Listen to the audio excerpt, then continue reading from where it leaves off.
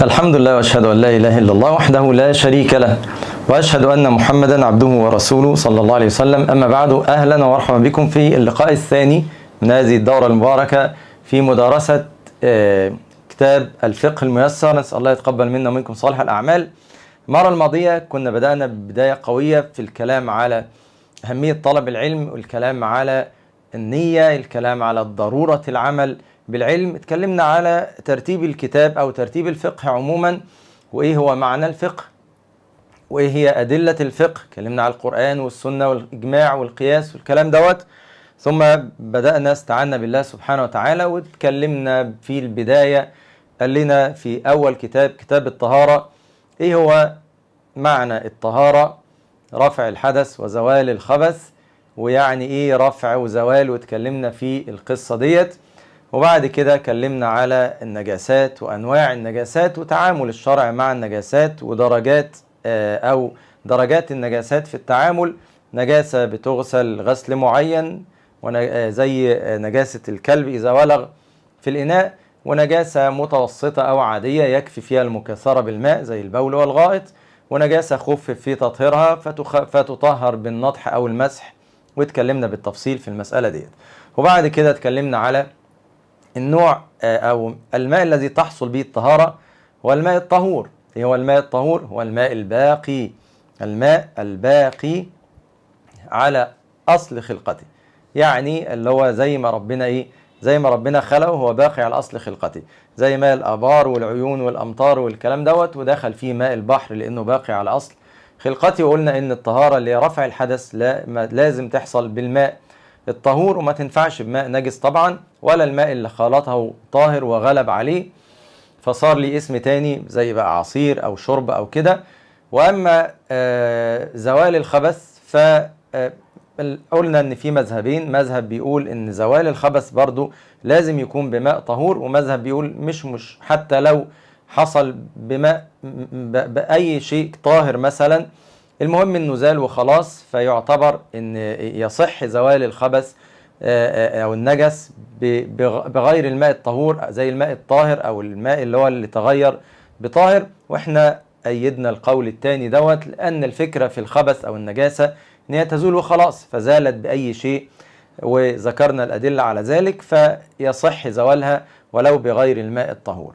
وقفنا عند المسألة الثالثة، وهو بيقول لنا الماء إذا خالطته نجاسة. الماء إذا خالطته إيه؟ نجاسة. مسألة مهمة جدا ومحتاجة إن احنا نركز فيها. عندنا دلوقتي علشان نتصور المسألة، يعني ايه خالطته نجاسة؟ يعني في نجاسة نزلت في الماء زي البول زي الغائط ونحو ذلك زي الدم، والنجاسة ديت بدأت غيرت في أوصاف المية، غيرت في طعمها، غيرت في لونها، غيرت في رائحة الماء. هنا ساعتها هنقول والله الماء دوت صار ماء نجس، وبالتالي إذا حكمنا عليه أنه نجس فبالتالي لا يجوز استعماله في أي استعمال، لا أكل ولا شرب ولا طهارة ولا أي شيء، ده ماء نجس يجب التخلص منه. وأكيد لا يرفع الحدث، وأكيد لا يزيل الخبث، يعني مش هيزيل النجاسة لأن هو نفسه ماء نجس. خلاف احنا كلامنا على إزالة الخبث بغير الطهور، لو زال بطاهر زي عصير زي أي شيء أزال الخبث، لكن ماء نجس أكيد الماء النجس مش هينفع يزيل النجاسة لأن هو نفسه أصلا نجس. طيب هنا بقى قال لنا جملة كده نقراها الأول وبعد كده هنقعد نشرح فيها بالتفصيل. بيقول سواء فلا يرفع الحدث ولا يزيل الخبث، فإذا تغيرت أوصافه سواء كان كثيرا أو قليلا فإنه ينجس. طبعا إذا تغيرت أوصافه هنفهم يعني كثيرا أو قليلا دي كمان شوية. أما إذا خلطته النجاسة ولم تغير أحد أوصافه الثلاثة اللي هو اللون والطعم والرائحة، فإن كان كثيرا لم ينجس وتحصل الطهارة به، وأما إن كان قليلا فينجس ولا تحصل الطهارة به. وحد الماء الكثير ما بلغ قلتين فأكثر، لقول النبي عليه الصلاة والسلام إذا بلغ الماء قلتين لم يحمل الخبث. طيب نركز بقى عشان المسألة ديت عايزة نركز فيها. أولا نبدأ بالحديث. النبي عليه الصلاة والسلام بيقول إذا بلغ الماء قلتين لم يحمل الخبث. ودوت كلمة قلتين دي هي دي الحد الفاصل اللي الفقهاء اعتبروه ده الفاصل بين القليل والكثير. فقالوا القليل هو ما دون القلتين، والكثير هو ما زاد عن القلتين أو قلتين فأكثر، لأن هو الحديث قال كده إذا بلغ الماء قلتين، فاعتبر أن قلتين ده حد الكثرة، فالكثير هو قلتين وطالع، والقليل هو ما دون القلتين. إيه هما القلتين؟ قلتين، خلينا نتكلم في القلة. ما هي القلة عند العرب؟ العرب كان عندهم قلة معروفة كده. القلة دي كانت بتصنع في مكان اسمه هجر. النبي عليه الصلاة والسلام لما طلع في رحلة المعراج شاف سدرة المنتهى زي ما احنا عارفين، فقال فوجدت ثمارها ورقها مثل آذان الفيلة، الورقة بتاعتها زي ودن الفيل، وثمرها مثل قلال هجر. فواضح ان في حاجة معروفة عند العرب اسمها قلة هجر. قلة بتصنع في بعض البلدان، وهي بالنسبة لهم دي حاجة معروفة، يعني زي ما احنا كده عندنا اي حاجة ايه معروف كذا، دي معروف ايه معيارها على طول. فقلال هجر دي معروفة عندهم. العلماء تتبعوا قلال هجر ديت او قلة هجر ديت ونقلوا لينا الضبط بتاعها معيارها قد ايه. فخلاصة المسألة ان القلة حوالي 150 او 160 لتر. القلة بتشيل قد ايه؟ هي كبيرة مش صغيرة، 150 او 160 لتر، وبالتالي قلتين هيساوي كام؟ في المتوسط 300 لتر. في المتوسط 300 لتر. فالحد الفاصل بين القلة والكثرة اللي أكتر من 300 لتر هنسميه كتير، واللي أقل من 300 لتر هنسميه قليل. طيب دي المسألة الأولانية. المسألة الثانية إن إحنا عندنا أربع حالات. الحالة الأولى إن الماء هيكون كثير ووقعت فيه نجاسة لم تغير شيء من أوصافه. المسألة دي متفق عليها، اكتب معايا عشان دي مهمة جدا. هنقسم لي الماء 4 تقسيمات: ماء كثير وقعت فيه نجاسة لم تغير شيء من أوصافه. تاني، أول مسألة عندنا اكتب 4 مسائل. الماء فرع 4 حاجات: 1 كثير سقطت فيه نجاسة لم تغير شيء من أوصافه. الحكم بتاعي بالاتفاق الماء ده طهور وما لا ينجس، ما نجس، ليس فيه، ما يعتبرش ماء نجس، وبالتالي يجوز استعماله في رفع الحدث وزوال الخبث. دي المسألة الأولى. نمرة 2: ماء كثير وسقطت فيه نجاسة غيرت شيء من أوصافه كاللون أو الطعم أو الرائحة. مثلا 300 لتر مية ورمينا فيهم 300 لتر زيهم نجاسة، أكيد هتتغير. وبالتالي الماء الكثير لو تغير شيء من أوصافه اللون أو الطعم أو الرائحة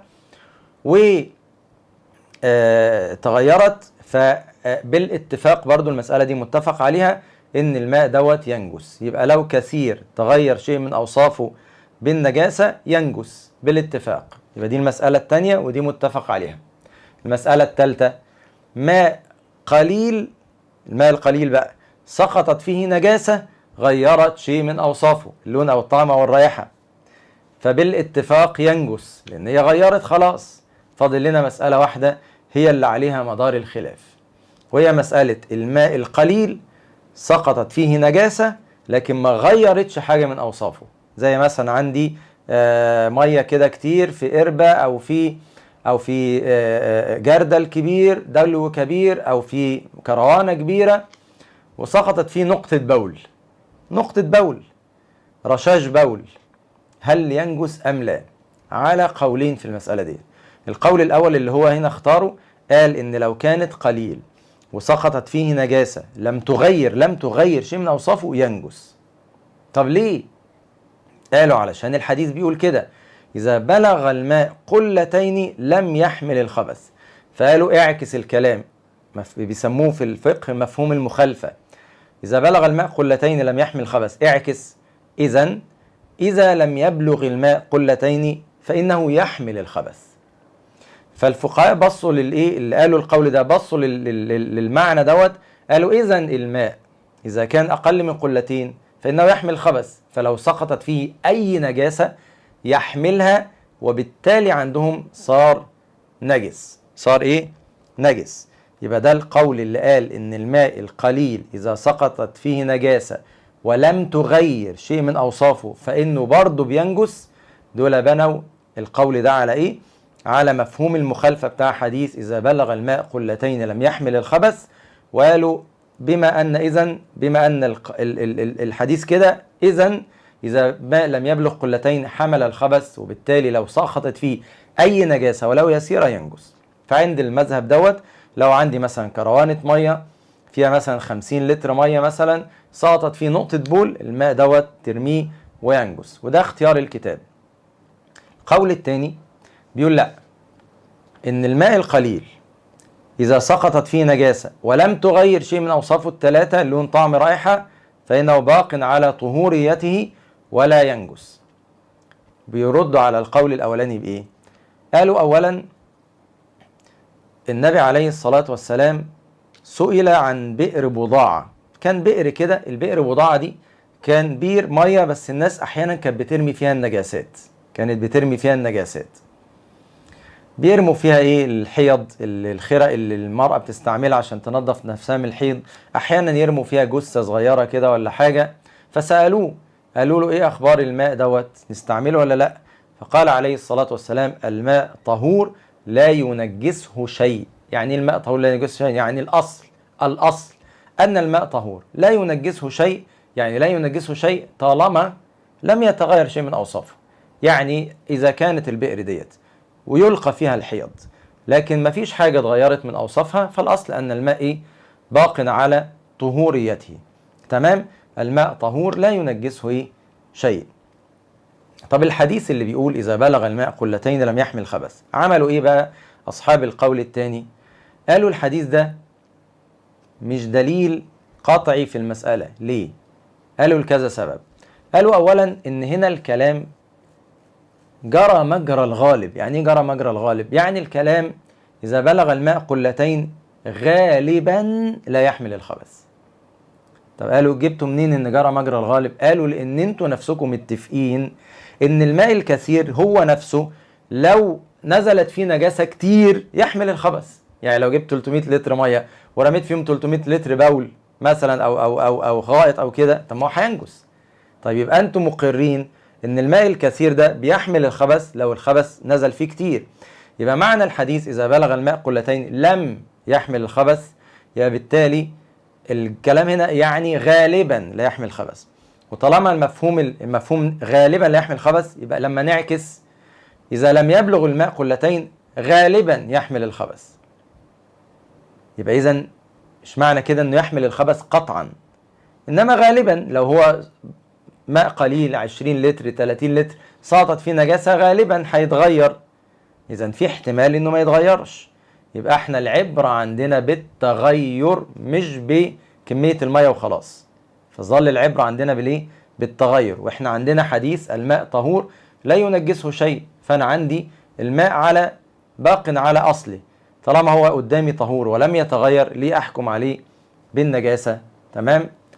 وقالوا رد تاني كمان، قالوا ان انتوا استدليتوا بمفهوم المخالفة واحنا بنستدل بمنطوق الحديث بتاع الماء طهور لا ينجسه شيء. ودي مسألة في أصول الفقه بتقول ان الحديث منطوق الحديث يقدم على مفهوم المخالفة. يعني لو واحد عنده دليل منطوق حديث الماء طهور لا ينجسه شيء، والتاني بيستدل بحديث تاني بس مش بمنطوقه بمفهوم المخالفة بتاعه، مين يقدم؟ يقدم اللي جايب حديث منطوقه على اللي جايب مفهوم مخالفة. يبقى قالوا احنا معانا منطوق الماء طهور لا ينجسه شيء، وانتوا بتتكلموا فيه مفهوم مخالفة، فالمنطوق يقدم على مفهوم المخالفة. وقالوا رد ثالث جميل برضو، قالوا انت اصلا الحديث برضو انتوا فهمتوه فهم ايه؟ يعني لا احنا لينا فهم تاني. قول النبي عليه الصلاة والسلام إذا بلغ الماء قلتين لم يحمل الخبث، لم يحمل مش معناها لم ينجس. تاني، أصل أنت فهمت إيه؟ فهمتوها إن الماء إذا بلغ الماء قلتين لم يحمل الخبث، خليتوا كلمة لم يحمل الخبث دي تساوي لم ينجس، وبالتالي لما عكستوها قلتوا إذا لم يبلغ قلتين ينجس. لا، احنا اصلا بنخالفكم في فهمكم لكلمة لم يحمل الخبث ديت. عندنا اصحاب القول اللي هم قالوا انه يظل طهور، كلمة لم يحمل الخبث دي يعني لم يكن عرضة لحمل الخبث. فلما نعكس الكلام، إذا لم يبلغ الماء قلتين فإنه عرضة لحمل الخبث، وده مش معناه ان هو تنجس، انا بقول لك هو عرضة يعني احتمال تنجسه اعلى، والتاني الكثير احتمال تنجسه ضعيف. فمش معنى كده ان الكثير لا ينجس ابدا، لان احنا لو حطينا فيه كتير ينجس، ومش معنى كده ان القليل ينجس بادنى نجاسة. يبقى اذا عند اصحاب القول الثاني وهو الراجح والله تعالى اعلم خلافا للكتاب، الراجح هو القول الثاني ان العبرة بالتغير في كل الاحوال، سواء كان قليل او كثير، العبرة بالتغير. فاذا كان الماء كثير او قليل فانا مش هعلق هنا على قليل او كثير، وانما العبرة بالتغير. فالماء اذا تغير بالنجاسة شيء من اوصافه الثلاثة فانه ينجس. أما إذا لم يتغير شيء من أوصافه الثلاثة سواء كان قليل أو كثير فإنه لا ينجس، والله تعالى أعلم. وهنا هنخالف الاختيار اللي اختاره في الكتاب هنا، ونميل إلى القول الثاني أن العبرة بالتغير وليس العبرة بالكمية. وناقشنا القولين وقلنا الراجح بتاعها. أقول لكم دليل كمان برضو حلو، الدليل دوت دليل اللي قالوا أن الماء لا ينجس. قالوا النبي عليه الصلاة والسلام كان في أعرابي، زي ما أنتم عارفين، أعرابي تبول في المسجد، أعرابي تبول في مسجد النبي عليه الصلاة والسلام، قصة مشهورة. ففي آخر الحديث النبي عليه الصلاة والسلام قال للصحابة أريقوا عليه ذنوبا من ماء، أريقوا عليه ذنوبا يعني دلوا من ماء. طيب دلو الماء ده هيبقى كبير وقد ايه؟ 20 30 40 50 لتر مثلا. طيب هنريق على البول، فلو الماء لو خلطته نجاسة وهو قليل ينجس بمجرد ملاقاة الماء، فيبقى احنا لو أرقنا ذنوب الماء ده على البول بتاع الأعرابي فاحنا هنزود النجاسة مش هنقللها، لأن أول ما الماء ده ينزل على بول الأعرابي الماء نفسه هيتنجس، يبقى احنا زودنا النجاسة مش قللناها.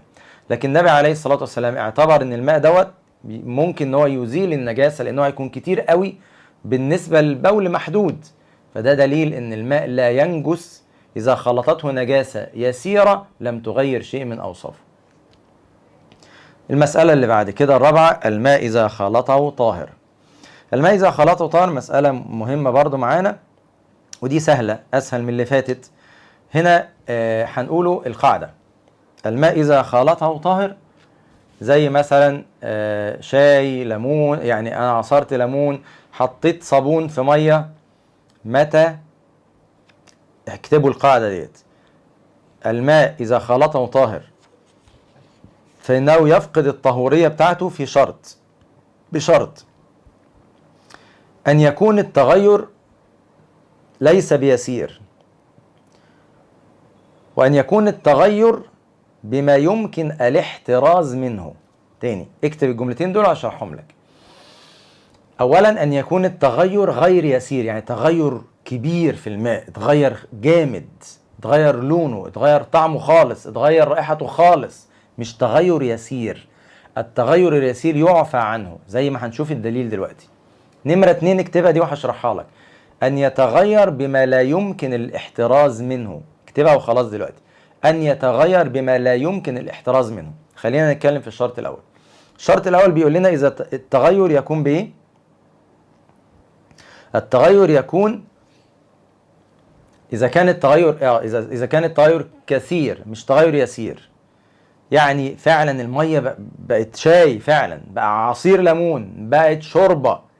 لكن لو أنا مثلا جبت مية وجبت فرخة، حطيت الفرخة فيها وطلعتها، خلطها طهارة وحصل تغير يسير قوي في المية دي، غيرت فيها حاجة؟ لا. ماء، وانا مثلا ماء وقعت فيه صابونة، نزلت فيه صابونة كده، وقعت مني، نزلت الصابونة في الكروانة، فرحت هنا مديت ايدي كده وشلتها، ففي شوية اثر كده يسير من الصابونة بيعوم كده في المية، ده برضو ما يأثرش على المية. تمام. كان معايا مية كده فوقعت عليها نقطتين عصير بس مش باينين قوي في المية، برضو ده تغير يسير. طيب ايه الدليل ان التغير اليسير دوت مش معتبر؟ إن النبي عليه الصلاة والسلام زي ما قال في الحديث لما ماتت إحدى بناته عليه الصلاة والسلام قال للناس اغسلنها 3 أو 5. قال للناس إيه؟ اغسلنها 3 أو 5. الغسل بيبقى 3 مرات أو 5 مرات أو أكثر من ذلك إن رأيتن بماء وسدر. بماء وسدر. السدر ده حاجة عاملة زي الصابون كده. وجعلنا في الآخرة يعني في الغسلة الأخيرة كافورا أو شيئا من كافور. فين الدليل هنا؟ دليل ان انا هنا بغسل ميت. هل ينفع اغسل ميت بماء مش طهور؟ اكيد لا. فلازم الغسل عشان زي ما خدنا ان الغسل والوضوء والكلام ده لازم يكون بماء طهور. طب هو بيقول لهم اغسلوها بماء وسدر وخلوا كمان في الغسله الاخيره شويه كافور. يبقى هنا المعنى حطوا سدر يعني حطوا حاجه كده ايه ماده زي صابون او زي ماده ايه ماده تكون مطهره شويه بس حاجه بسيطه ما تغيرش الميه ما تبقاش الميه بقت ميه بصابون بقى خلاص او بقت ميه عليها معطر جامد. لا حطوا حاجه بسيطه سدر حاجه بسيطه. حطوا كافور يعني حاجه تبقى ريحه كده بسيطه. فقال لهم حطوا وقال لهم اغسلوها بيها فدل على ان الميه استعملت في الغسل يبقى الميه دي ما زالت طهور رغم ان هو قال لهم حطوا فيها سدر وحطوا في الاخر كافور. فدل على ان التغير اليسير بالسدر زي الصابون يعني او تغير يسير بالكافور اللي هو ريحه ده ما يأثرش على الميه الطهور ويفضل الماء طهور زي ما هو. لكن امتى نقول ان الماء ده ما بقاش طهور؟ لو انا ببص له انا قلت ده ما بقاش ميه خلاص. عشان كده احنا قلنا امتى الماء الطهور هو الباقي على اصل خلقته اللي انا اشوف اقول ميه يعني انا لسه رغم ان حصل تغير فيه يسير بس انا لسه ببص اقول ده ميه يبقى هو ماء طهور. لكن لو ببص اقول بقى شوربه بقى عصير بقى شرب بقى حاجه تانية خالص فعلا بقى خل يبقى لا خلاص يبقى الماء دوت تحول الى طاهر وبالتالي ما ينفعش ان انا استعمله مثلا في الغسل او في الوضوء. فهمنا الحته ديت؟ يبقى لازم الاول ان التغير يكون مش يسير لازم يكون تغير ايه كتير. تمام؟ عشان كده بيقول اذا لم يغلب المخالط على الماء فالصحيح انه طهور يجوز التطهر به. يبقى اذا لازم الطاهر ده يغلب على الماء يكون التغير مش يسير. طيب الضابط الثاني اللي قلناه هنا ما ذكروش في الكتاب انا قلت لكم اكتبوه هشرحه لكم وهو ان يكون التغير بما لا يمكن التحرز منه. يعني ايه لا يمكن التحرز منه؟ يعني حاجه انا ما اقدرش اصلا يعني حاجه اسف ان يكون التغير بما يمكن التحرز منه. لو انا قلت لا يمكن غيروها ان يكون التغير بما يمكن التحرز منه. يعني ايه الكلام دوت؟ لان في حاجات بتخالط الميه لا يمكن التحرز منها اصلا. ماء نهر تمام وفي الماء دوت فيه بيخلطوا طحالب في مثلا ضفادع في الميه ديت في التربه نفسها اللي الميه دي ماشيه فيها عكرت الميه ففي تغير انا شايفه. اللون اخضر شويه بسبب الطحالب اللون اصفر شويه بسبب التربه. طب هل الماء دوت بقى طاهر عشان تغير شيء من اوصافه؟ هو تغير فعلا باين الميه اصفرت الميه ريحتها طحالب. نقول لا ليه؟ لان هنا تغير بما لا يمكن التحرز منه. ايه الحل؟ يعني ابعد الطاهر ده ازاي عن الميه؟ لا يمكن التحرز منه. عشان كده بيعفى عن ايه؟ عن الشيء اللي لا يمكن التحرز منه. يبقى انا امتى اقول الطاهر اللي هو بيغير الميه؟ اذا كان يمكن التحرز منه. يعني انا اللي حطه بايدي فانا كان ممكن ان انا ما احطوش لكن اللي هو اصلا جبله في الميه مش ممكن ان انا ابعده عن الميه فالعلماء بيستثنوا ذلك وبيعفوا عنه. فبيقولوا إذا تغير بطاهر لا يمكن التحرز منه كالطحالب والتربة فده يعفى عنه طبعا للعجز عن نزع الطاهر ده منه. وأما الطاهر اللي احنا بنتكلم عليه هو الطاهر الذي يمكن أن يتحرز منه هو ده اللي بيغير المية. تمام؟ طيب يبقى دي مسألة الماء إذا خالطه طاهر. اتفقنا على ديت. بعد كده بيقول لنا المسألة الخامسة. يلا نركز مع بعض. المسألة الخامسة الماء المستعمل. حكم الماء المستعمل في الطهارة. يعني ايه الماء المستعمل؟ نركز. حكم الماء المستعمل في الطهارة. ايه هو الماء المستعمل؟ وقصده ايه بالحكم؟ خلينا نحط التعريف الأول.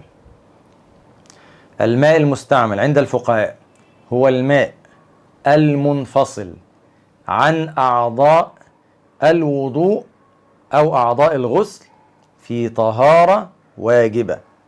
تاني، ما هو الماء المستعمل؟ هو الماء المنفصل. أنا اتوضيت وكبيت مية ففي ماء بينفصل، في مية بتنزل من دراعي، كبيت على وشي مية ففي مية بتنزل من دقني ووشي والكلام دوت، فده اسمه الماء المنفصل، اللي بيتساقط من ايدك، بيتساقط من وجهك، بيتساقط من شعرك وانت بتتوضى مثلا يعني. فده بيسموه الماء المنفصل عن اعضاء الوضوء. او انا كبيت على نفسي ميه وانا بغتسل، فالميه اللي نازله من جسمي ديت، ده بيسموه الماء المنفصل. فلو انا الميه دي جمعتها، ففي الفكره في ايه؟ لو انا بغتسل مثلا في طشت كده او في حاجه كبيره، فالميه اللي كبيتها ديت اغتسلت بيها وبعد كده جمعت اللي انفصل مني، انا جمعته تاني. او انا بتوضى وحاطط تحت اناء بحيث يجمع الميه اللي بتنفصل عن ايدي وكده، عشان عايز استعملها تاني، مش عايز اضيعها.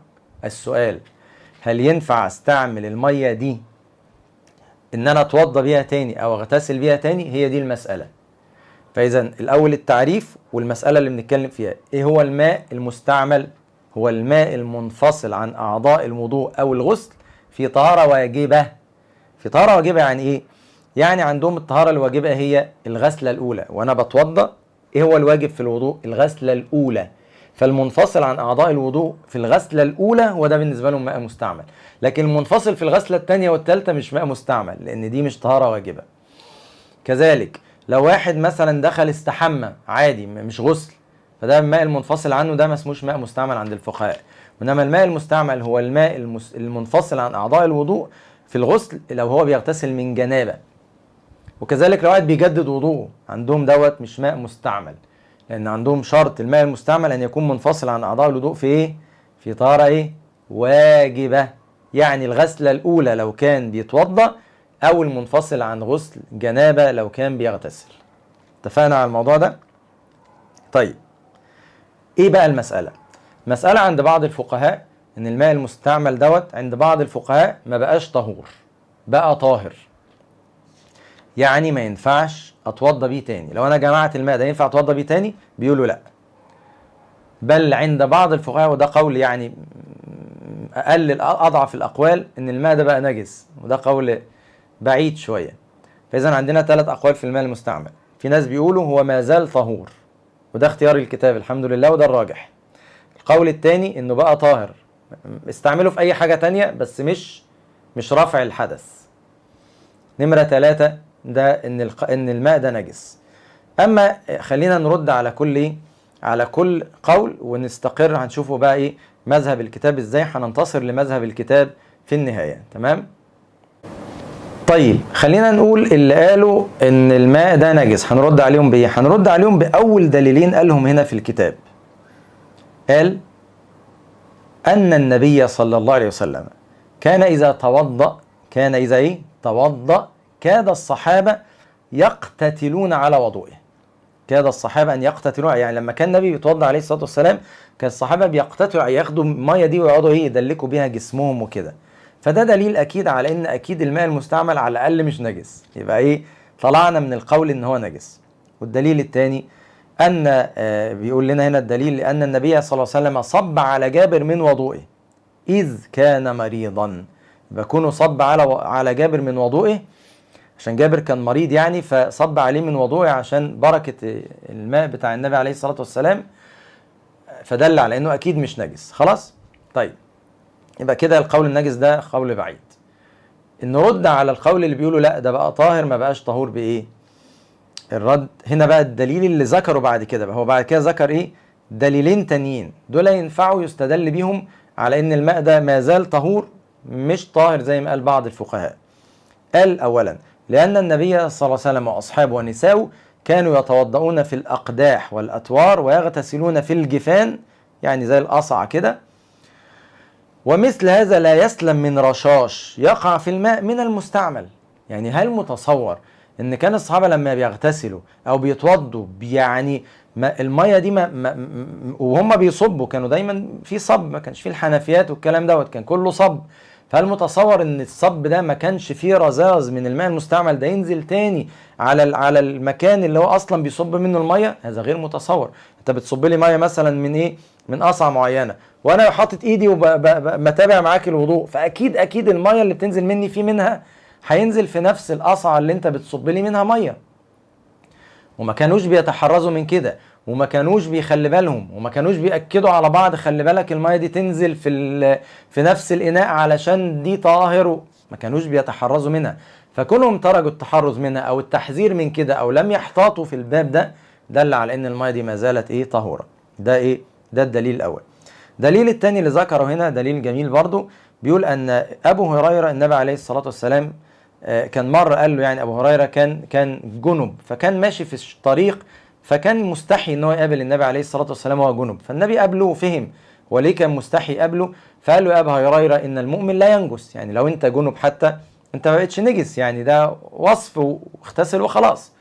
قال له ان المؤمن ايه، لا ينجس. طيب احنا قلنا المؤمن لا ينجس، يبقى المؤمن الاصل ان هو طاهر. طيب احنا دلوقتي المؤمن طاهر وخالط ماء، اعتبرني طاهر خالط ماء، هل انا غيرت شيء من اوصاف الماء دوت؟ لا، اعتبرني طاهر خالط ماء والماء لم يتغير شيء من اوصافه بمخالطة الطاهر ده اللي هو انا، وبالتالي ايه اللي يخليني اقول ان الماء اتغير؟ فالماء يفضل طهور زي ما هو. عشان كده قال بعد كده، قال اذا كان الماء يعني ما تأثرش بمخالطتي ليه ومماسة الماء ليا، يبقى ما زال طهور زي ما هو. وفي دليل اخر يعني هو لم يذكره هنا، عشان الدليل ده لم يذكره عشان مختلف في صحة الحديث دوت. حديث مختلف، في بعض العلماء ضعفوه وبعض العلماء حسنوه. حسنوا الامام الالباني حسنه. هو حديث ايه؟ ان النبي صلى الله عليه وسلم مسح رأسه بماء فضل من لحيته. يعني كان النبي عليه الصلاة والسلام بيتوضأ ففي ماء على لحيته، وقيل كان الماء على يده، والله تعالى أعلم. فالنبي عليه الصلاة والسلام وهو بيتوضأ عايز يمسح راسه، فبدل ما ياخد مية جديدة أخذ الماء اللي انفصل من اللحية ومسح بيه راسه. فلو صح هذا الحديث يبقى ده دليل على اللي قالوا ان الماء المستعمل يجوز استعماله تاني في الطهارة، لأن الماء اللي انفصل عن اللحية ده ما هو كان مستعمل، وبالتالي استعمله عليه الصلاة والسلام في الطهارة. تمام؟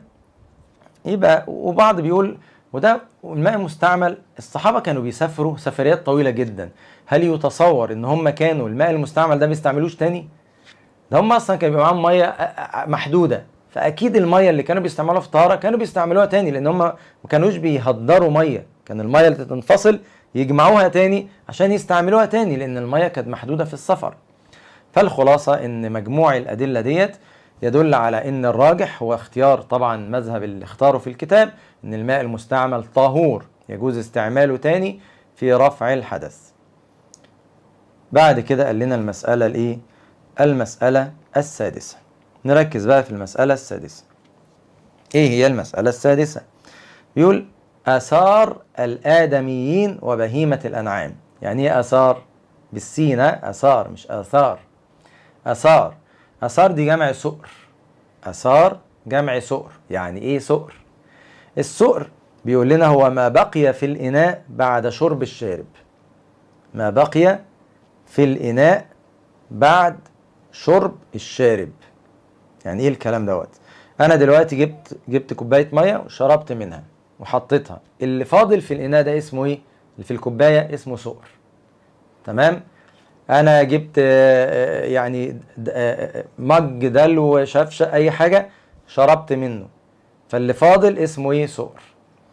فما بقي في الاناء بعد شرب الشارب اسمه ايه؟ سؤر. حلو. فافترض ان اللي شرب حيوان، فهنا بقى المسألة، هل الماء اللي فاضل دوت حكمه ايه؟ هل هو طاهر يجوز استعماله عادي، ولا تنجس، ولا ايه اللي حصل؟ خلينا نقسم مسألة كذا تقسيم. اولا سؤر الآدمي، يعني لو اللي شرب ده بني آدم إنسان، فبالاتفاق سؤر الآدمي طاهر. سؤر الآدمي طاهر، او يعني طاهر يعني يقصده ما تغيرش، يعني لو هو ماء طهور يفضل طهور زي ما هو. تمام؟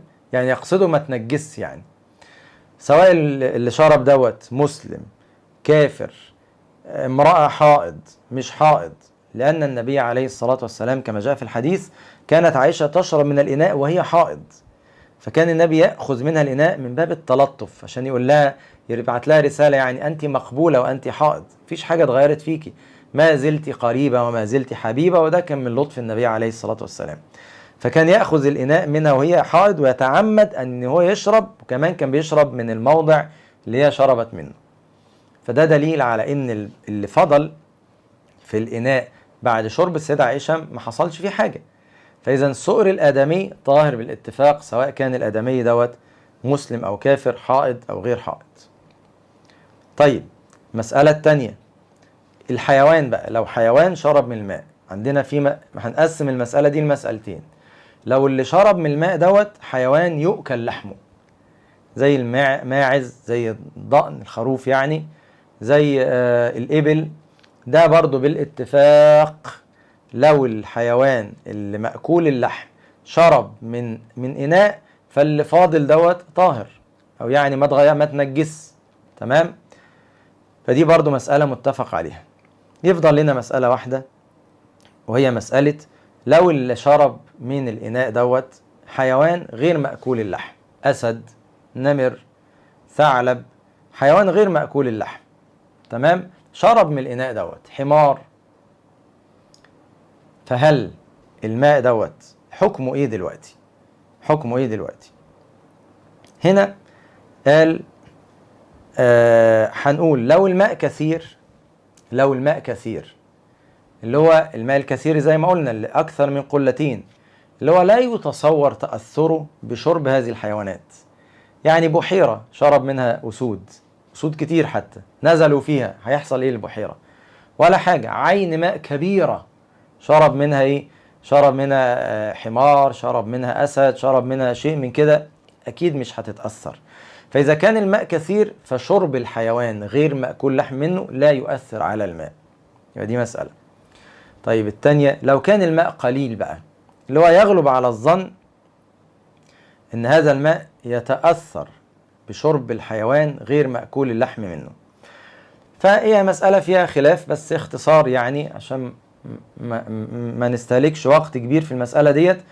المسألة وإن كان فيها خلاف، لكن يعني خلينا نقول أن لو شرب حيوان غير مأكول اللحم من ماء قليل، هنقول نفس الكلام اللي قلناه في مسألة الماء القليل والكثير. لو شرب حيوان غير مأكول اللحم من ماء قليل، فننظر في هذا الماء القليل هل تغير شيء من أوصافه أم لا، لأن احنا قلنا الماء القليل ينجس بالتغير، مش ينجس بمجرد ملاقاة النجاسة زي ما اتفقنا. فإذا كان الماء قليل وشرب منه حيوان غير مأكول اللحم ننظر فيه، إذا تنجس ظهر فيه أثر نجاسة، زي الحيوانات دي ممكن تكون بتأكل لحم، ممكن تأكل هي نفسها نجاسات، فلو وجدنا إن هو تأثر بهذه النجاسات، تغير لون أو طعم أو رائحة، نحكم عليه بالنجاسة. أما إذا لم يتغير شيء من أوصافه الثلاثة، فالراجح والله تعالى أعلم أنه يبقى على طهورية الماء. تمام؟ واستدلوا بالحديث النبي عليه الصلاة والسلام سئل عن ماء يأتيه السباع والدواب، فقال إذا بلغ الماء قلتين لم يحمل الخبث. فده معناه أن النبي عليه الصلاة والسلام أقر أن السباع فيها خبث لو شربت من ماء، بس قال الماء الكتير مش هيتأثر، كده كده اطمئنوا لن يتأثر الماء إذا كان أكثر من قلتين، لن يتأثر بالسباع إذا شربت منه. ويبقى ده يرجعنا المسألة التانية، طب لو كان أقل من قلتين، وده اللي ناقشناه في مسألة الماء القليل والكثير، فلو شربت السباع من ماء أقل من قلتين هيبقى هنا النظر للتغير، إذا حصل التغير ينجس، إذا لم يحصل التغير فالله تعالى أعلم لا ينجس. تمام؟ طيب وأما سؤر الحيوانات التي تخالط الإنسان في العادة، خاصة الهرة، بعض العلماء أضاف إلى الهرة الحمار، يعني شوف الحمار غير مأكول اللحم، بس بعض العلماء قاس الحمار على الهرة. ليه؟ قال لأن الحيوان ده خصوصا تكثر مخالطته للإنسان، فبعض العلماء قاس الحمار على الهرة وقال يعفى عنه، لأنه ده يكثر مخالطته ويصعب جدا الاحتراز من الحمار. لكن عموما متفقين في الهرة واختلفوا في الايه؟ في شأن الحمار. الهرة حصل فيها نص النبي عليه الصلاة والسلام كانت تأتي الهرة تشرب من الإناء، فكان النبي عليه الصلاة والسلام يقول عن الهرة إنها ليست بنجس، إنها من الطوافين عليكم الطوافات، يعني دي على طول بتطوف. فلو أن الهرة شربت من أي إناء لا ينجس، لا ينجس أبدا، لأن أصلا هو عفي عنها بالكلية لأنها طوافة كثيرة الطواف في البيت وكده، فمثل هذا يصعب جدا الاحتراز منه، فالشرع خفف في أمر الهرة واعتبر أن سؤر الهرة دائما طاهر. تمام؟ وزي ما قلت لكم بعض العلماء قال يلحق بها الحمار على اعتبار أنه هو مثل الهرة في التطواف ويصعب التحرز منه، والبعض قال لا، تلحق بالإيه؟ بغير يلحق الحمار بغير مأكول اللحم، وساعتها هننظر في الماء هل تنجس أم لا. بعد كده قال لنا إيه؟ سؤر الكلب. الكلب ده بقى فيه نص، النبي عليه الصلاة والسلام قال إذا ولغ الكلب، قال إيه؟ إذا ولغ الكلب في إناء أحدكم فليغسله 7 مرات أولهن بالتراب. يبقى ده نص صريح أن سؤر الكلب نجس، وسبب النجاسة لعاب الكلب.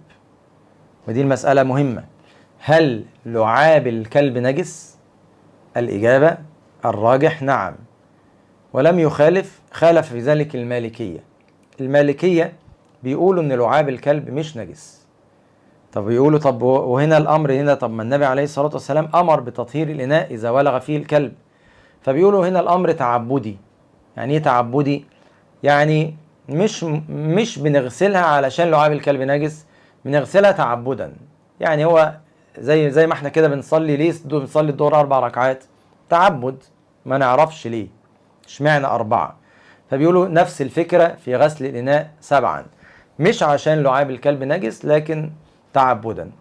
وده ليس هو الراجح. ليه؟ لأن النبي عليه الصلاة والسلام لما عبر عن الموضوع قال إيه؟ قال طهور. بصوا الحديث في الكتاب بيقول إيه؟ طهور إناء أحدكم، طهور إناء أحدكم إذا ولغ فيه الكلب. فقوله طهور، كلمة طهور دلت على ان انا بتكلم في حاجه ايه؟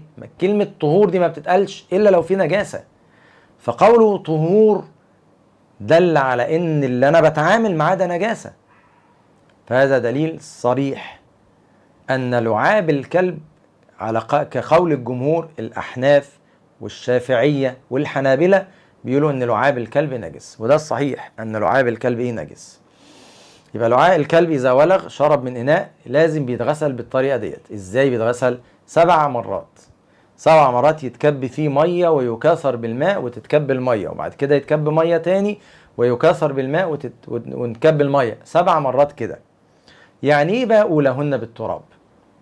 يعني إيه أولهن بالتراب؟ أولهن بالتراب معناها إن الغسلة الأولانية يكون فيها تراب، مش أولهن بالتراب يعني تراب لوحده، لا، يعني الغسلة الأولانية تكون مية معكرة بتراب. يعني الغسلة الأولانية تكون مية فيها تراب، يعني ماء معكر بتراب، فتحط تراب على المية وبعد كده تغسل أول غسلة المية دي بالتراب، وبعد كده الغسلة من التانية لغاية 7 مية، تكب مية وترمي وتكب مية وترمي 6 مرات غير الأولانية اللي هي كان فيها إيه؟ تراب. دي طريقة تطهير الإناء إذا ولغ فيه الكلب. تمام؟ يبقى أكيد طبعا لعاب الكلب إيه؟ نجس، والسؤر الكلب إيه؟ نجس. مسألة للإفادة يعني. طب لو الكلب ولغ في حاجة تانية غير الإناء، زي لمس ثيابك، لمس جسمك، لمس لعابه جه في الأرض، هل بيتغسل بنفس الطريقة؟ فيها خلاف. بعض العلماء قال بنفس الطريقة، والبعض قال لا، النص ده الظاهر إن هو في الإناء بس. ليه في الإناء بس؟ لأن الإناء ده هناكل ونشرب فيه بعد كده، فحصل تشديد في أمر الإناء مراعاة، لأن الإناء ده هيستعمل بعد كده في أكل وشرب، ولكن العلة دي مش موجودة في غيره. فقالوا إن المسألة في الإناء هنا هتبقى إيه؟ العدد دوت مقصود للإناء، وأما غير الإناء فقالوا إن الطهارة زي أي طهارة بقى. فلو جه على ثوبك كلب بلعابه لمس ثوبك لمس جسمك، فعادي زي أي حاجة تكاثره بالماء، ترش مية، تصب مية وتدعك كده وتغسل كويس وخلاص. فإذا لو ذهب أثر اللعاب ده خلاص يبقى انت كده طهرت. وده الراجح والله تعالى اعلم. وان مش بيتعامل نفس الشيء في غير الاناء، انما السبعه دي الاناء بس. اما ما عدا الاناء فيتغسل عادي وكاثر بالماء لغايه ما يروح اثر النجاسه وخلاص، يبقى كده هذا يكفي. تمام. وبعد كده بيقول يقاس على الكلب الخنزير، طبعا لنجاسه الخنزير. الخنزير كله نجس، الخنزير من اوله لاخره نجس، جلده ولحمه وشحمه وكل حاجه فيه نجسه، وبالتالي اكيد لعابه نجس، بل هو اقذر من الايه؟ من الكلب. تمام. وبعد كده انتقل بينا الى فصل في الآنية، مسألة مهمة. فصل في الايه؟ فصل في الآنية. هنحاول نختصر فصل سهل جدا، هنقوله بسرعة ان شاء الله في الوقت المتبقي. ايه الآنية؟ الآنية اللي احنا هنبتدي منطقي يطلع من الماء للآنية، لان اخر الماء هيتحط فيه آنية. طيب سهلة جدا. هو بيقول المسألة الأولى حكم استعمال آنية الذهب والفضة. مسألة سهلة جدا فيها نص صريح. النبي عليه الصلاة والسلام نهى أن يستعمل الآنية من الذهب والفضة في الطعام والشراب، فقال عليه الصلاة والسلام لا تشربوا في آنية الذهب والفضة، ولا تأكلوا في صحافها، فإنها لهم في الدنيا، يعني للكفار في الدنيا، ولكم في الآخرة، يعني لنا في الآخرة، لأن في الآخرة يطاف عليهم بصحاف من ذهب وأكواب، ففي الجنة في الصحاف هتبقى ذهب وفضة، فده يحصل في الجنة. أما في الدنيا لا، ما نستعملش أواني من ذهب أو فضة. وقال عليه الصلاة والسلام الذي يشرب في آنية الفضة إنما يجرجر في بطنه نار جهنم. طيب يبقى عندنا نص على تحريم الآتي: استعمال آنية الذهب والفضة في الطعام والشراب. طيب خلينا نقوله كذا مسألة ثانية. خلاص احنا نثبت الأصل ونفرع منه. الأصل عندنا المتفق عليه لا يجوز استعمال أواني للشرب أو الأكل لو كانت الآنية دي من الذهب أو الفضة. خلاص تعالى نفرع بقى عدة مسائل. مسألة الأولى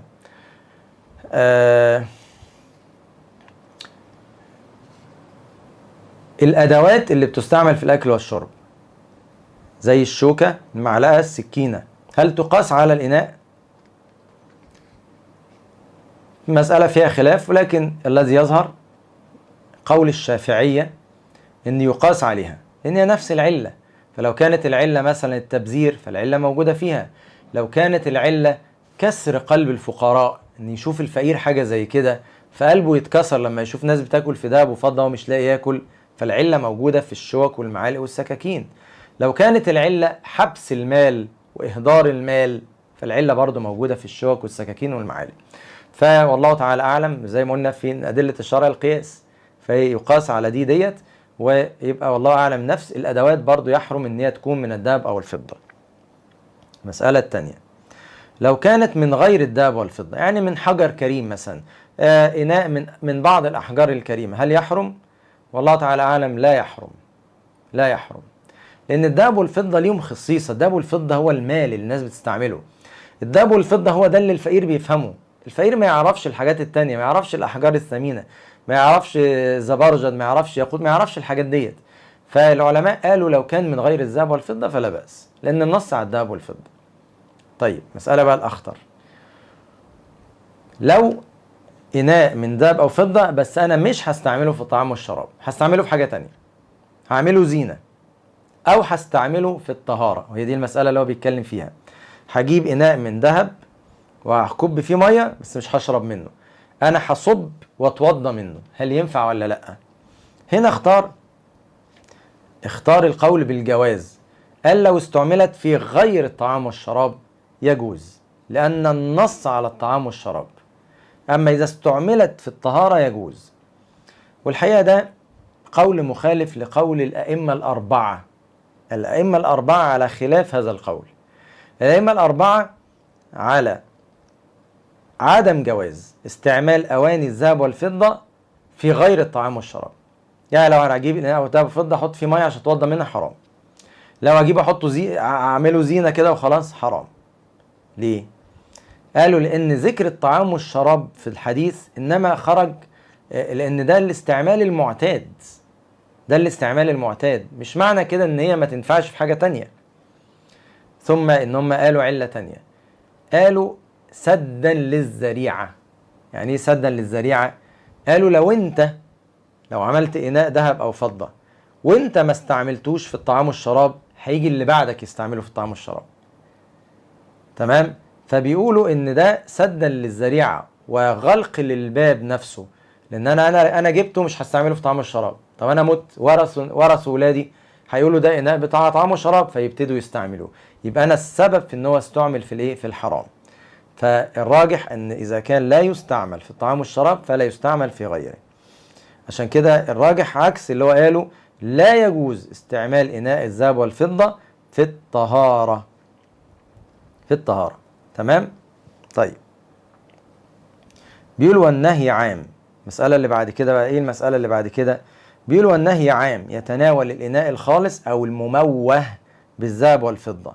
يعني ايه مموه؟ مموه يعني المطلي. يعني التحريم ده يشمل الإناء اللي من الذهب والفضة اللي هو خالص ذهب وفضة، ويشمل الايه؟ المطلي بالذهب والفضة. ايه المطلي بالذهب والفضة دوت؟ ممكن إناء نفسه ما يكونش هو من ذهب، يكون من أي معدن، بس حصل إن هو طلي بالذهب أو الفضة. طب هل المطلي بالذهب والفضة ياخد نفس الحكم؟ الإجابة نعم، بشرط أن يكون الطلاق دوت يعني له جرم. يعني له جرم، يعني فعلا الطلاق ده حقيقي، أو لا يجتمع منه شيء، ما يكونش مجرد منظر. يعني أحيانا بيبقى فيه كده أدوات بيقول لك مذهبة. يعني ايه مذهبة؟ هي مذهبة بس هي لون بس هو ما فيش حاجة. يعني انت لو انت قشرت اللون ده مش هيطلع ذهب في الاخر، هو لا شيء في النهاية. يعني لو سيحته او قشرته مش هتمسك ذهب في الاخر، مش هتمسك فضة. فالمطلي المحرم اللي هو لو انا سيحته او قشرته الاقي ان انا مسكت ذهب او فضة، فدوت اللي يحرم المطلي بشيء، زي عشان كده ليه او الذي فيه شيء من الذهب والفضة. طب لو هو الحاجات اللي احنا بنقول عليها مذهبة ديت، في حاجات ادوات في الطعام والشراب بنجيبها هي لونها ذهبي بس هي ما عليهاش ذهب ولا حاجة، ده مش ذهب، دليل ان هي رخيصة. فحكمها ايه؟ نقول اقصى ما يقال فيها الكراهة، بس تكره بس ما تحرمش. تكره لان هي تشبه بالادوات الذهبيه، واحنا عارفين ان هي مش ذهب، بس ده نوع من التشبه وبيهون على الناس المنظر ان انا اشوف حاجه ذهبيه في ادوات الطعام والشراب، فالافضل الابتعاد عنها. تمام؟ بعد كده بيقول لنا المساله الثانيه. ايه المساله الثانيه؟ حكم استعمال الاناء المضبب بالذهب والفضه. يعني ايه مضبب؟ احنا فهمنا المموه اللي هو المطلي. امال ايه المضبب؟ المضبب يعني الملحوم اللي فيه لحام من ذهب او فضة. يعني لو انا عندي اناء واتكسر وحبيت الحمه بمادة ما، ينفع المادة دي تبقى ذهب او فضة؟ هي دي المسألة. هنقول الحديث وبعد كده نقول الحكم. الحديث العمدة في المسألة ديت، يعني قال انكسر، حديث انس وهو حديث في البخاري، قال انكسر قدح رسول الله صلى الله عليه وسلم. القدح إناء بيؤكل فيه. انكسر قدح رسول الله صلى الله عليه وسلم فاتخذ مكان الشعب، يعني الشق، سلسلة من فضة، يعني لحمه بفضة. طيب، يبقى ده نص على جواز استعمال الفضة في اللحام. فالعلماء قالوا ده نص على الفضة، يبقى الذهب على الأصل إن أنا ما ينفعش أستعمل الذهب والفضة الاتنين. فجالي نص بيقول نفع استعمال الفضة، يبقى يفضل الذهب زي ما هو، لا يجوز استعماله. عشان كده الفقهاء قالوا ما ينفعش استعمال الذهب مطلقا في اللحام، لأن الأصل عندي إن الذهب والفضة ما ينفعش يستعملوا في الإناء. فجي دليل على جواز اللحام بالفضة، يبقى الدليل ده في الفضة ويفضل الذهب زي ما هو. فالذهب لا يجوز استعماله في اللحام. اتفقنا على كده؟ يحرم مطلقا زي ما قال هنا. تمام؟ الفضة بقى ينفع استعمال الفضة؟ أكيد ينفع، لأن الحديث دل عليه، بس قالوا بشرط يكون لحاجة وتكون الضبة يسيرة، يعني اللحام يكون يسير لحاجة. يعني ما يجيش واحد كده ايه الإناء ما فيهوش أصلا كسر فيروح عامل اللحام كده ايه فضة بيزين بيه الايه الإناء، نقول لا ما ينفعش حتى لو كان يسير، بس انت عامله لغير حاجة، لازم يكون فيه حاجة كسر عايز تلحمه، دي الحاجة. الحاجة التانية ان اللحام يكون يسير، يعني مثلا إناء اتكسر 100 حتة فانا لحمته فبقت الفضة اكتر من الإناء نفسه، هنقول له لا ما ينفعش، ده بقى إناء فضة تقريبا. فلازم اللحام يكون حاجة يسيرة، حاجة مش كتير، تمام، يسير عرفا. فلازم يكون اولا الذهب ممنوع مطلقا، الفضة جائزة بشرط ان يكون لحاجة، الشرط التاني يكون اللحام ايه؟ لحام يسير، لحام يسير. تمام. طيب المسألة الثالثة آنية الكفار. مسائل سهلة، الباب ده كله ايه؟ باب سهل جدا. فاضل لنا مسألتين، كل واحدة تاخد منها 5 دقايق ان شاء الله. المسألة الثالثة آنية الكفار. ايه آنية الكفار دي؟ يعني الأواني اللي بيستعملها الكفار، هل ينفع استعملها؟ هل هي يجوز استعمالها ولا لا؟ خلينا نقول حديث، هنقوله حاجتين متعارضتين ونجمع بينهم دلوقتي. صحابي اسمه أبو ثعلبة الخشني. جميل في الفقه ان انت بتحفظ اسماء بعض الصحابة اللي هم الرواة، فده بيزودك بيديك معلومات جانبية وهي اسماء صحابة ما كنتش تعرفهم قبل كده. يعني انت تعرف انس، تعرف يعني ابن عمر، في حاجات مشهورة، لكن ابو ثعلبة الخشني معلومة حلوة. تمام. ابو ثعلبة الخشني سأل النبي عليه الصلاة والسلام: قلت يا رسول الله إن بأرض قوم أهل كتاب، يعني نصارى، أفنأكل في آنيتهم؟ نصارى ويهود، أفنأكل في آنيتهم؟ فقال له، قال: لا تأكلوا فيها إلا ألا تجدوا غيرها فاغسلوها ثم كلوا فيها. يعني قال له الأصل ما تاكلش فيها، لو ما لقيتش غيرها اغسلها كويس وبعد كده كل فيها. طيب خلاص، ده دليل. طب في دليل تاني عكسه بقى، ايه هو؟ دليل التاني ان النبي عليه الصلاة والسلام هو نفسه استعمل آنية الكفار من غير ما يغسلها. ازاي؟ قالوا ان مرة في يهودية اهدت له شاة، انتوا عارفين الشاة المسمومة اللي اهديت له، فاكيد الشاة دي اهديت له في اناء، اكيد ما اديتهالوش كده، اديتها له في اناء، فاكل على طول من غير ما يغسل الاناء. دليل التاني ان في يهودي عزم النبي عليه الصلاة والسلام او دعاه الى خبز شعير وإهالة سنخة. يعني ايه إهالة سنخة؟ إهالة دي يعني سمنة، سنخة يعني متغيرة، يعني بايتة كده، يعني بقى لها مدة لغاية ما هي غيرت. كان راجل فقير فالسمنة كانت غيرت شوية، يعني قربت تنتن شوية، فالنبي عليه الصلاة والسلام جبرا لخاطر الراجل الفقير دوت أكل ومعلقش حتى على ليه، على إن الأكل كان متغير، طعمه كان صعب شوية، بس الفكرة إنه أكل، ما غسلش الإناء ليه؟ هي دي بقى الإيه؟ ده السؤال. ولأنه ثبت أن النبي صلى الله عليه وسلم توضأ من مزادة امرأة مشركة. مزادة امرأة مشركة، المزادة يعني قربة كبيرة كده. وربنا قال لنا: وطعام الذين أوتوا الكتاب حل لكم. صح؟ طعام الذين أوتوا الكتاب إيه؟ حل لكم. طب إزاي الطعام حل لنا وأنت بتقول لي الآنية؟ طب ما هم هيدوني في آنية. يبقى إذن الجمع بين الدليلين، الدليل الأول اللي هو نهى والدليل اللي أدل على الجواز. نحمل حديث أبو ثعلبة الخشني على إن النبي عليه الصلاة والسلام عارف القوم اللي هو بيتكلم عنهم، وعارف إن هم لا يتحرزون من النجاسات، يعني بياكلوا في الآنية كتير خنزير وخمرة وكده. وأما الأدوات اللي هو استعملها عليه الصلاة والسلام فكان أهل الكتاب دول يتورعون عن النجاسات، مش بيستعملوا في الآنية دي، لا بياكلوا فيها خنازير ولا بيشربوا فيها خمر.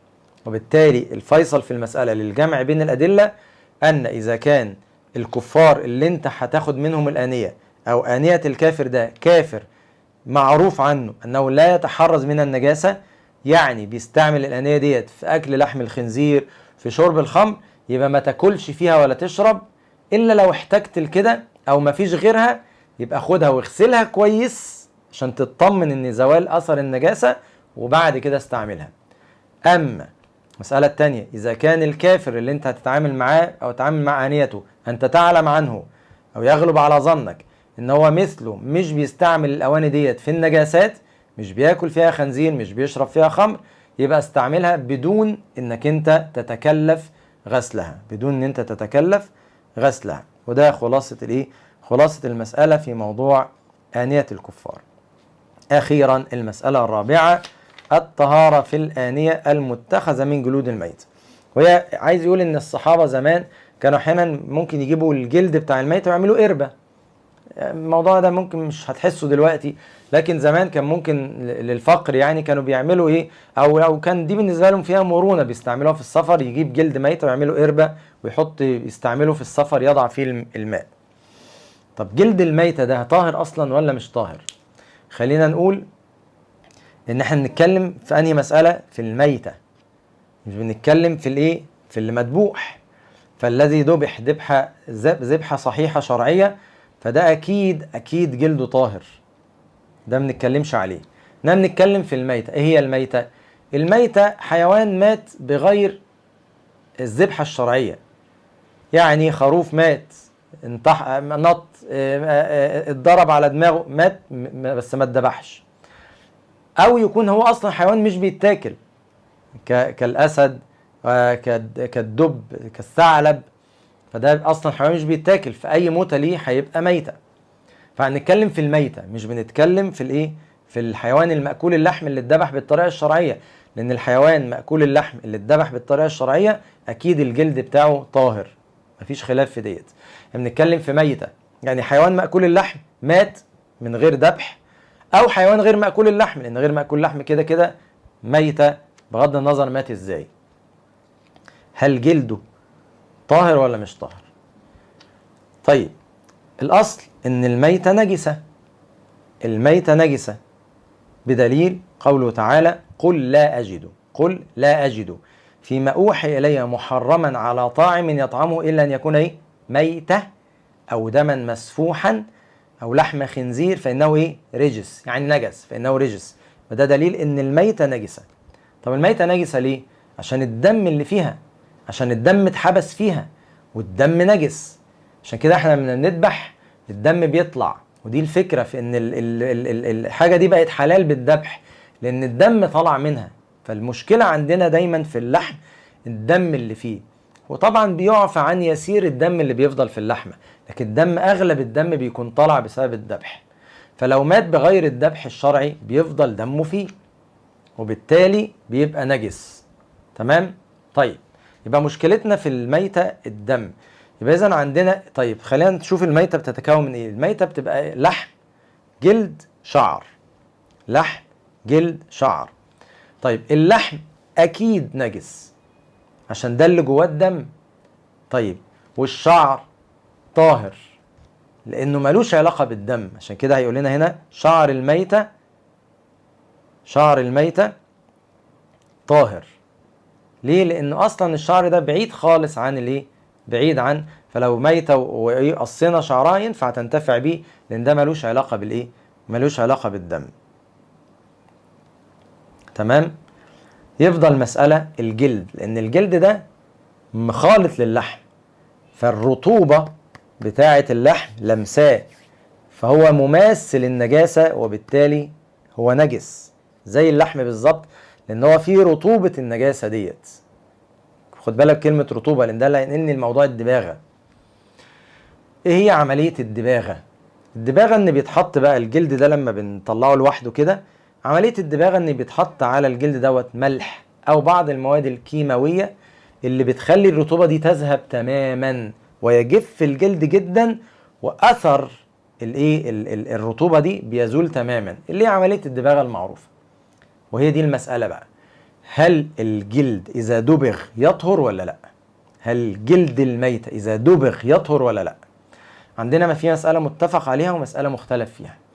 مسألة المتفق عليها إذا كانت الميتة ديت مأكولة اللحم فالجلد بتاعها بلا خلاف يطهر بالدباغ، لأن عندنا حديثين. الحديث الأول قول النبي عليه الصلاة والسلام أيما إهاب دبغ فقد طهر. أيما يعني أي إهاب جلد دبغ تعرض للدباغة فقد طهر. طيب الحديث الثاني، النبي عليه الصلاة والسلام مر على شاة ميتة، شاة معزة ميتة، فقال للناس هل أخذتم إهابها يعني جلدها فدبغتموه فانتفعتم به؟ دباغة وانتفعوا به. قالوا إنها ميتة، قال إنما حرم أكلها، يعني الجلد ما فيهوش مشكلة لو دبغتموه. فده نص على إن الإيه مأكول اللحم لو دبغ جلده يطهر ويجوز استعماله. فالفكرة بقى الحديث بقى اللي هو بتاع أيما إهاب دبغ فقد طهر، هل ده يحمل على مأكول اللحم ولا على أي جلد؟ هنا بقى خلاف العلماء. العلماء اختلفوا على إن البعض حمل الحديث الأولاني ده قال أيما إهاب دبغ فقد طهر على أي جلد، فقالوا إن أي جلد يطهر بالدباغ، وطبعا استثنوا الخنزير، والبعض استثنى الخنزير والكلب. الخنزير طبعا ده أصلا نجس، نجاسته دي ما بتطلعش أبدا، هو نجس في ذاته، مش عشان إن هو ميت أو مش ميت، هو أصلا نجس بالنص، حتى في حال الحياة نجس، فده لا أكيد لا يطهر بالدباغة. فبعض العلماء قالوا إن مأكول اللحم وغير مأكول اللحم يطهر بالدباغة، لأن الحديث بيقول أيما إهاب دبغ فقد طهر. القول الثاني وهو اللي اختاره هنا في الكتاب، إن الحديث الأولاني اللي هو أيما إهاب دبغ فقد طهر يحمل على الثاني، اللي هو لما النبي عدى على شاة، عدى على حاجة مأكولة اللحم وقال لهم اتبغوها فديت إيه تطهر بالدباغة. فقالوا يبقى المقصود بالحديث الأولاني أيما إهاب دبغ فقد طهر أيما إهاب لمأكول اللحم، أيما إهاب إيه لمأكول اللحم. فقالوا لو الميتة دي كانت أصلا من مأكول اللحم اللي هو يجوز أكله في الحياة، يعني زي الماعز والضأن والإبل والبقر، فده يطهر بالدباغ. أما غير مأكول اللحم فلا يطهر إيه، فجلده لا يطهر بالدباغ. وده اللي اختاره هنا المذهب اللي اختاره في الكتاب، وده الأحوط، وإن كان القول الثاني قول قوي، لكن ده يعني اختيار الكتاب ممكن يكون ده الإيه الأحوط، والمسألة فيها خلاف ساغ بين العلماء. يعني هذه المسألة هي المسألة الأخيرة اللي معانا النهاردة. نسأل الله سبحانه وتعالى أن يعلمنا وأن يفهمنا، ورب نكون المسائل كلها وضحت وسهلة. وكتاب الفقه الميسر مهم جدا يكون معانا، هو موجود PDF على النت، واللي عايز يشتريه غالبا بيبقى مرفق بالفيديو رابط لشراء الكتاب. اللي عايز يشتريه هو موجود في أغلب المكتبات. تقبل الله منا ومنكم صالح الأعمال، ربنا يعلمنا وإياكم. السلام عليكم ورحمة الله. سبحانك اللهم وبحمدك.